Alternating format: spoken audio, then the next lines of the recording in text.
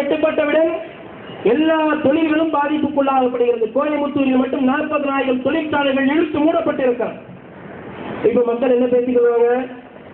கூடங்குள அணு உலையை திறந்தாதானே நம்மளுக்கு மின்சார பற்றாக்குறை ஏற்படுறது சரி செய்ய முடியும். அரசாங்கங்கள் என்ன செய்ய முடியும்? எங்க கிட்ட மின்சாரங்கள் இல்லை. நாங்கள் கேட்கின்றோம்.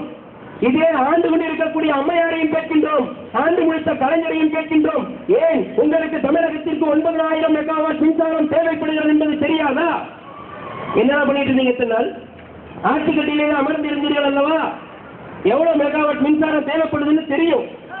அதை எப்படி தயார்படுத்த வேண்டும் என்பதும் தெரியும். ஆனால் அதை பற்றி எந்த அரசாவது சிந்தித்து பார்த்ததுண்டா? கிடையாது. ஆனால் இப்ப கேட்கின்றார்கள்.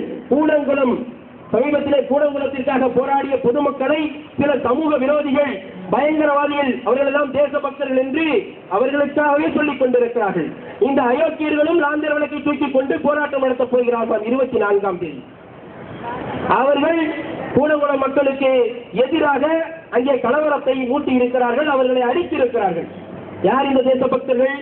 இந்த தேசபக்தர்கள் சொல்லுகிறார்கள், பல ஆயிரம் கோடி ரூபாயை சுமார் 15 வருடமாக கூடங்குளத்திற்காக 17,000-15,000 கோடி ரூபாயை செலவழித்ததற்கு பின்னால் இப்பொழுது ஏன் நீங்கள் கூடங்குளத்தை மூட வேண்டும் என்று சொல்லுகிறீர்கள்?